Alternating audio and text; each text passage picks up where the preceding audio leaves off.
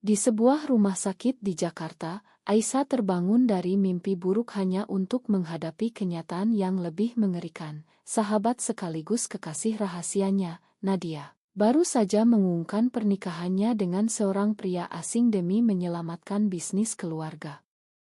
Aisyah merasa dunia runtuh, tapi yang lebih mengejutkan adalah ketika Nadia berbisik, ini satu-satunya cara agar kita bisa tetap bersama tanpa dicurigai. Namun, keputusan itu justru memicu gelombang pengkhianatan yang tak terduga, membuat Aisyah mempertanyakan segalanya tentang cinta mereka. Aisyah duduk di tepi tempat tidur rumah sakit, tangannya gemetar memegang secari kertas undangan pernikahan. Nadia, wanita yang telah menjadi bagian dari hidupnya selama 5 tahun terakhir, kini akan menjadi istri orang lain. Bagaimana ini bisa terjadi?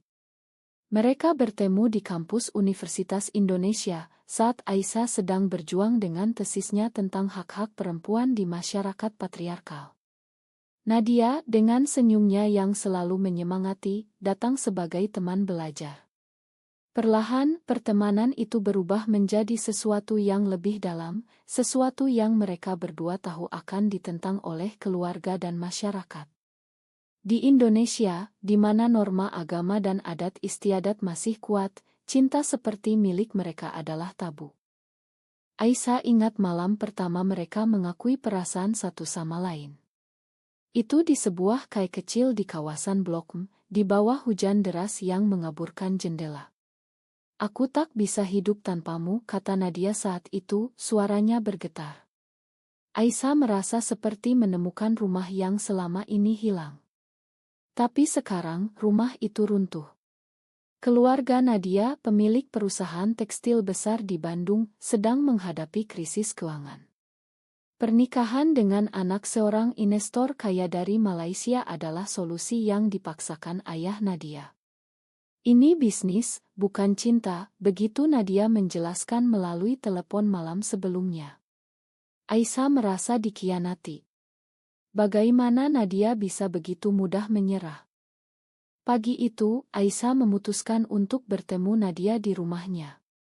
Rumah besar di kawasan elite Kebayoran Baru itu selalu membuat Aisyah merasa kecil. Ibu Nadia, seorang wanita konservatif yang selalu mengenakan hijab rapi, membuka pintu dengan senyum dingin. "Nadia sedang sibuk mempersiapkan pernikahan," katanya. Aisyah memaksa masuk, hatinya berdegup kencang. Di ruang tamu, Nadia duduk dengan calon suaminya, seorang pria berusia 35 tahun bernama Rea, yang tampak seperti pria sempurna di mata masyarakat, kaya, berpendidikan, dan taat beragama. Aisyah merasa mual melihat Nadia tersenyum palsu. "Kita perlu bicara," bisik Aisyah saat Rea pergi sebentar. Nadia menariknya ke kamar. "Ini sementara saja, Aisyah. Setelah bisnis stabil, aku akan cerai darinya. Kita bisa melanjutkan hidup kita." Aisyah terguncang. "Cerai? Kamu pikir itu mudah? Keluargamu akan membunuhmu." Nadia memeluknya erat, tapi Aisyah mendorongnya menjauh. Keputusan Nadia bukan hanya pengkhianatan terhadap cinta mereka, tapi juga terhadap diri sendiri. Aisyah tahu, di balik senyum Nadia, ada ketakutan mendalam akan penolakan keluarga. Ayah Nadia, seorang pengusaha sukses, selalu menekankan nilai-nilai tradisional. "Perempuan harus menikah dengan pria baik untuk melanjutkan garis keturunan," katanya sering. Malam itu, Aisyah pulang ke apartemen kecilnya di Tanah Abang. Dia menangis sendirian, memikirkan masa lalu. Mereka pernah berencana melarikan diri ke Bali, hidup bebas tanpa tekanan. Tapi realitas selalu menghalangi. Aisyah sendiri berasal dari keluarga sederhana di Yogyakarta, di mana ibunya seorang guru yang selalu menekankan pentingnya pendidikan dan moral. Jika ibu tahu tentang orientasi seksualnya, pasti hancur. Aisyah pernah mencoba bicara, tapi ibu hanya bilang, "Itu hanya AC, nak. Nanti kamu akan menemukan pria yang tepat." Kata-kata itu seperti pisau. Keesokan harinya, Aisyah mendapat pesan dari Nadia, "Aku butuh bantuanmu untuk meyakinkan Rea bahwa aku siap menikah." Aisyah marah. Bagaimana bisa Nadia memintanya ikut dalam sandiwara ini? Tapi cinta membuatnya lemah. Dia setuju bertemu di sebuah restoran.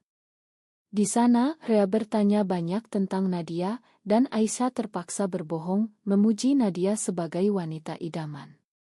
Setiap kata terasa seperti racun. Saat Rea pergi ke toilet, Nadia memegang tangan Aisyah di bawah meja. "Terima kasih. Ini untuk kita." Aisyah menarik tangannya. "Ini untukmu, bukan untuk kita." Konflik mulai memuncak ketika Aisyah bertemu dengan sahabat lama mereka, Lina. Lina yang tahu rahasia mereka, memperingatkan Aisyah. "Jangan biarkan Nadia menyeretmu ke dalam ini. Pernikahan itu akan menghancurkan kalian berdua." Aisyah tahu Lina benar, tapi hatinya tak bisa melepaskan. Malam itu, dia bermimpi tentang Nadia meninggalkannya selamanya. Bangun dengan keringat dingin, Aisyah memutuskan untuk melawan. Dia akan bicara dengan ayah Nadia, meski itu berisiko. Ayah Nadia, Pak Budi, adalah pria tegas dengan kumis tebal dan suara berat. Di kantornya di Bandung, Aisyah datang sebagai teman bisnis. "Pak, Nadia tidak bahagia dengan pernikahan ini," katanya hati-hati. Pak Budi tertawa. "Bahagia? Ini bukan soal bahagia, ini soal kelangsungan perusahaan. Nadia tahu tugasnya." Aisyah merasa putus asa. Bagaimana bisa orang tua begitu buta terhadap perasaan anaknya? Pulang dari sana, Aisyah menelepon Nadia. "Ayahmu tak peduli. Kamu harus tolak ini sendiri." Nadia menangis. "Aku tak bisa. Mereka akan memutuskan hubungan denganku." Aisyah merasa semakin terjebak dalam pusaran emosi. Setiap hari, dia melihat Nadia semakin jauh, terseret oleh persiapan pernikahan. Undangan sudah disebar, gaun pengantin sudah dipilih. Aisyah mulai mempertanyakan pilihan hidupnya sendiri. Mengapa dia harus bersembunyi?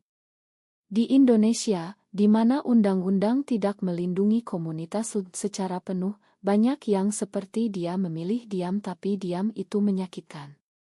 Aisyah bergabung dengan komunitas online rahasia, di mana wanita-wanita seperti dia berbagi cerita. "Kamu harus kuat," kata seorang anggota. Tapi kekuatan apa yang tersisa? Suatu hari, Aisyah dihadapkan pada pilihan sulit. Rea, calon suami Nadia, mengundangnya ke acara makan malam keluarga. Di sana, Aisyah melihat bagaimana Nadia berpura-pura bahagia. Ibu Rea, seorang wanita kaya dari Kuala Lumpur, memuji Nadia. "Kamu beruntung mendapat anakku." Aisyah ingin berteriak, tapi dia diam. Setelah makan, Rea mendekati Aisyah sendirian. "Aku tahu ada sesuatu antara kamu dan Nadia," katanya tiba-tiba. Aisyah terkejut. "Apa maksudmu?" Rea tersenyum sinis. "Aku bukan bodoh. Tapi aku tak peduli selama pernikahan ini berjalan lancar." Ternyata, Rea juga punya rahasianya sendiri. Dia menikah hanya untuk menutupi orientasinya yang sebenarnya. Ini adalah pernikahan pura-pura dari kedua belah pihak.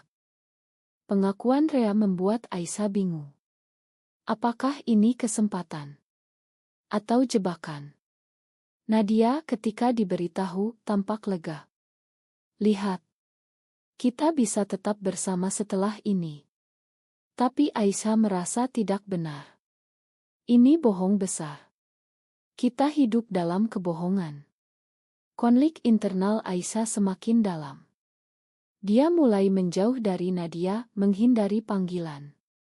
Di tempat kerja, sebagai jurnalis di sebuah media online, Aisyah menulis artikel tentang diskriminasi terhadap perempuan dan minoritas seksual.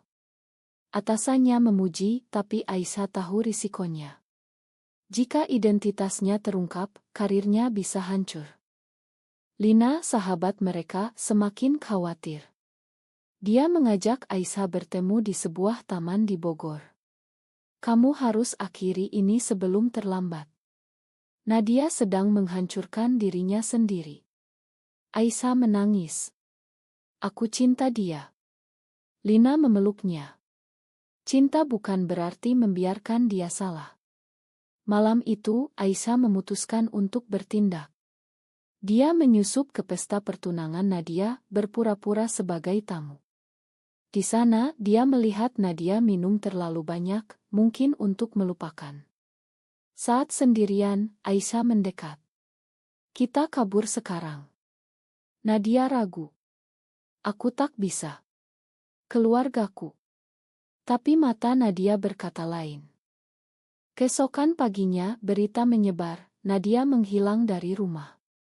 Aisyah panik. Apakah Nadia benar-benar kabur? Teleponnya tak aktif. Aisyah mencari kemana-mana, dari Kai Aurit hingga apartemen teman. Akhirnya, dia menemukan Nadia di sebuah hotel kecil di pinggiran Jakarta. Nadia tampak hancur. Aku tak tahan lagi. Aku tolak pernikahan itu. Aisyah memeluknya, tapi kegembiraan itu singkat. Ayah Nadia menelepon, marah besar. Kembalilah, atau kamu bukan anakku lagi. Nadia gemetar. Pilihan ini berarti kehilangan segalanya, warisan, keluarga, keamanan finansial. Aisyah meyakinkan Nadia untuk tetap kuat. Mereka pindah ke sebuah rumah sewa kecil di Depok, hidup sederhana. Tapi tekanan datang dari luar. Teman-teman mulai bergosip, keluarga Aisyah curiga. Ibu Aisyah datang berkunjung tiba-tiba. Siapa Nadia ini?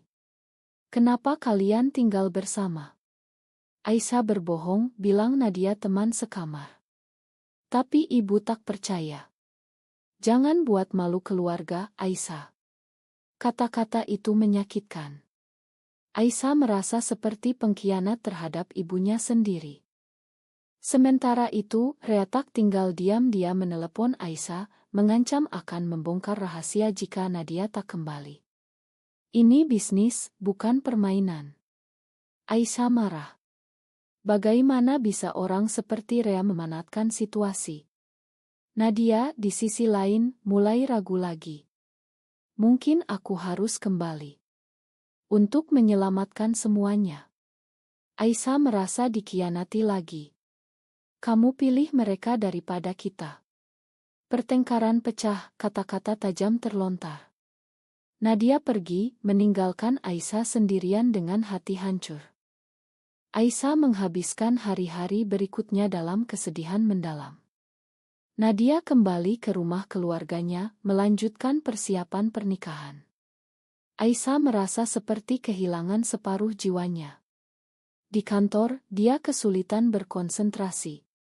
Artikelnya tentang hak ditolak oleh editor. Terlalu kontroversial, katanya. Aisyah tahu itu karena masyarakat belum siap. Di Indonesia, meski ada kemajuan, diskriminasi masih merajalela. Aisyah bergabung dengan kelompok advokasi rahasia, bertemu wanita lain yang mengalami hal serupa. Kamu bukan sendirian, kata seorang aktivis. Tapi Aisyah merasa sendirian. Suatu malam, Lina datang ke apartemen Aisyah dengan berita buruk. Nadia sakit. Dia stres berat. Aisyah buru-buru ke rumah Nadia, tapi dilarang masuk. Melalui jendela, dia melihat Nadia pucat di tempat tidur. Hatinya hancur. Bagaimana bisa dia biarkan ini terjadi? Aisyah menyelinap masuk malam itu, memanjat pagar. Di kamar Nadia, mereka bertemu lagi. Kenapa kamu kembali? Tanya Aisyah. Nadia menangis. Aku tak bisa tanpa kamu. Tapi aku takut. Mereka berpelukan, tapi suara langkah kaki membuat mereka berpisah. Itu ayah Nadia. Keluar dari sini, teriaknya. Aisyah lari, tapi kata-kata Pak Budi membekas, kamu merusak anakku. Keesokan harinya, Aisyah dihadapkan pada momen kritis. Ibu Nadia meneleponnya, meminta bertemu. Di sebuah cafe, Ibu Nadia tampak lelah. Aku tahu tentang kalian. Aku lihat bagaimana Nadia melihatmu. Aisyah terkejut. Kenapa ibu tak hentikan pernikahan ini? Ibu Nadia menghela napas. Keluarga kami bergantung padanya. Tapi melihat Nadia menderita, aku tak tahu lagi. Pengakuan ini adalah titik balik. Ibu Nadia, yang selama ini tampak konservatif, ternyata punya rahasia. Saudaranya sendiri adalah lesbian yang diusir keluarga. Aku tak ingin Nadia mengalami itu. Aisyah melihat harapan. Bersama Ibu Nadia, mereka merencanakan cara menghentikan pernikahan tanpa menghancurkan semuanya. Tapi Rea mengetahui. Dia datang ke rumah Aisyah, marah. Kamu campur tangan urusan orang lain. Aisyah tak gentar. Ini urusan Nadia, bukan urusanmu. Pertengkaran berubah menjadi konfrontasi. Rea mengancam akan membongkar rahasia Aisyah ke media. Aisyah tahu risikonya, kehilangan pekerjaan, diusir keluarga. Tapi dia memilih bertarung. Lakukan saja. Aku tak takut lagi. Rea pergi, tapi ancamannya menggantung. Nadia mendengar ini, datang ke Aisyah. Kamu rela kehilangan segalanya untukku. Aisyah mengangguk. Ya, karena aku cinta kamu.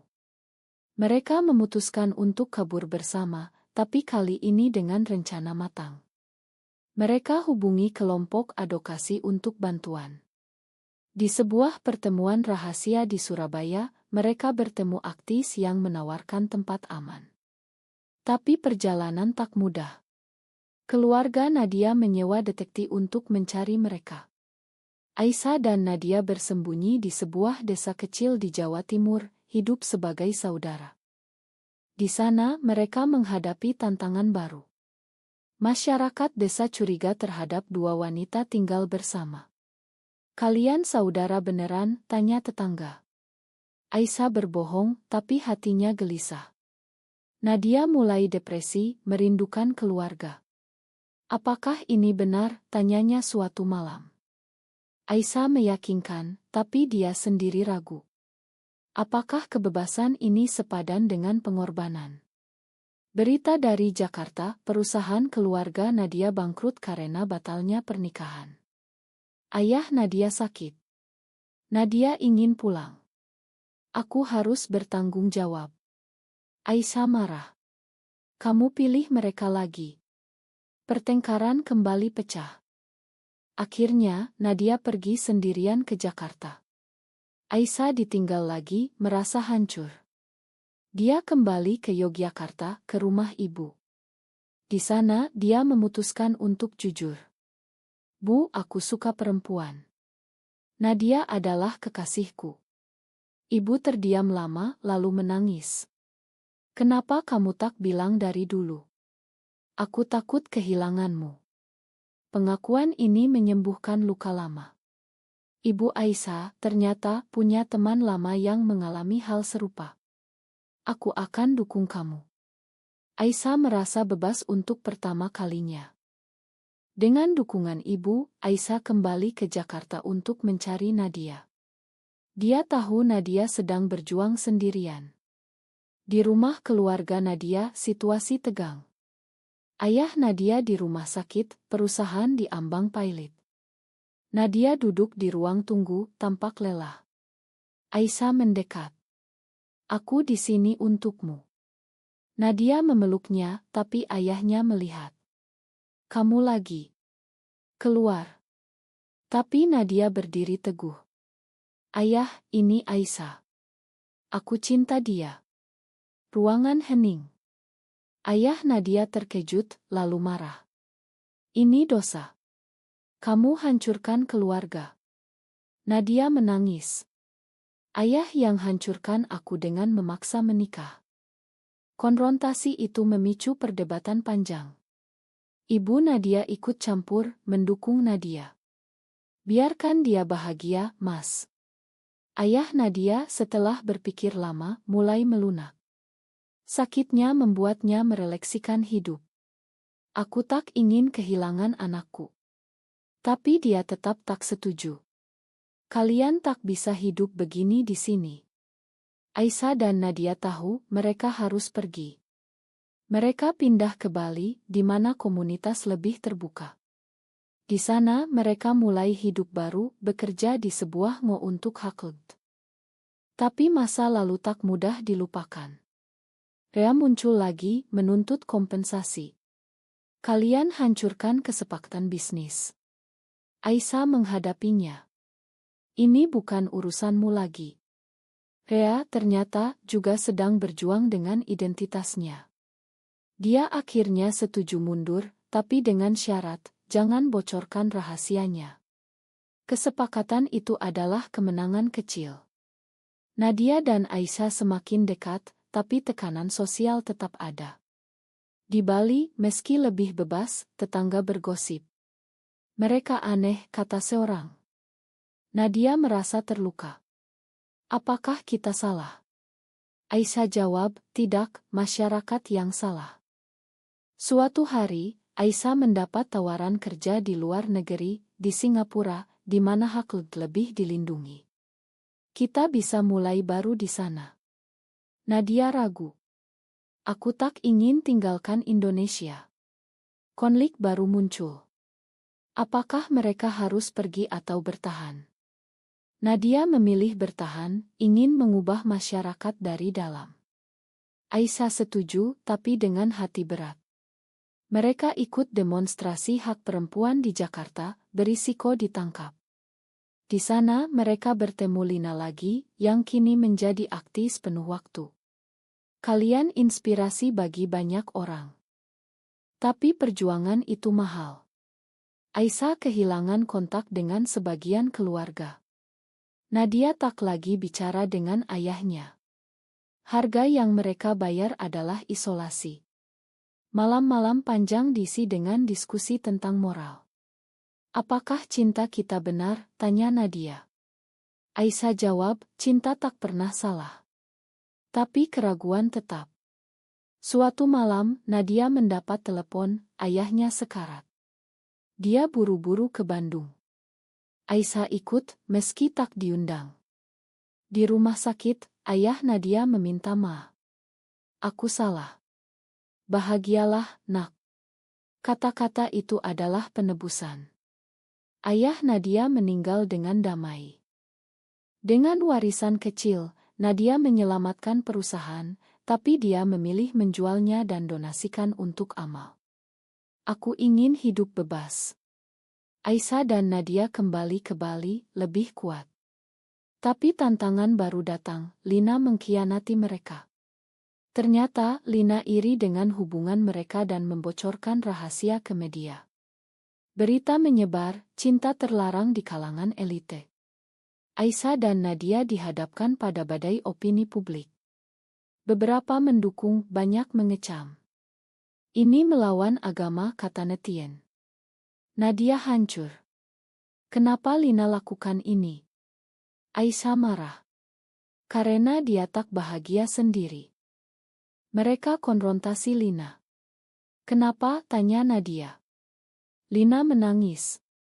Aku cinta kamu, Nadia. Dari dulu. Pengkhianatan itu dari cinta tak berbalas. Lina meminta maaf, tapi kerusakan sudah terjadi. Aisyah dan Nadia harus menghadapi konsekuensi, ancaman, pelecehan online. Mereka semakin dekat, tapi luka baru terbuka. Dalam pusaran kontroversi, Aisyah dan Nadia memutuskan untuk bicara terbuka. Mereka wawancara dengan media progresi, menceritakan kisah mereka. Kami hanya ingin dicinta seperti orang lain, kata Aisyah. Respons bercampur, dukungan dari kaum muda, kecaman dari konservatif. Keluarga Aisyah datang mendukung, ibunya berdiri di sisi mereka. Anakku berani. Nadia, dengan dukungan ibunya, mulai kampanye untuk hak di Indonesia. Mereka jadi simbol perjuangan. tapi harga yang dibayar tinggi. Nadia kehilangan teman lama, Aisyah dipecat dari pekerjaan. Mereka hidup dari donasi dan pekerjaan sampingan. Malam-malam diisi dengan ketakutan. Apakah ini sepadan? Tanya Aisyah suatu hari. Nadia jawab, ya, karena kita bersama. Cinta mereka diuji lagi ketika seorang aktivis anti-LGBT mengancam mereka. Polisi tak banyak membantu. Mereka pindah lagi ke sebuah pulau kecil. Di sana mereka menemukan kedamaian sementara. Waktu berlalu dan masyarakat mulai berubah pelan. Undang-undang baru memberikan perlindungan lebih. Aisyah dan Nadia kembali ke Jakarta, mendirikan pusat dukungan untuk wanita seperti mereka. Lina setelah meminta maaf bergabung sebagai relawan. Pengampunan itu sulit, tapi perlu. Rea kini hidup terbuka sebagai gai, menjadi sekutu. Kisah mereka menginspirasi banyak orang. Akhirnya, di sebuah acara, Nadia berlutut di depan Aisyah. Maukah kau menikah denganku meski tak resmi? Aisyah menangis bahagia. Ya. Mereka menikah dalam upacara kecil, dikelilingi teman dan keluarga yang mendukung. Itu bukan akhir bahagia sempurna, tapi awal dari perjuangan baru. Mereka tahu masyarakat masih punya jalan panjang. Apakah mencintai seseorang dari jenis kelamin yang sama selalu berarti pengorbanan yang tak adil, atau justru itulah yang membuat cinta itu benar-benar berharga?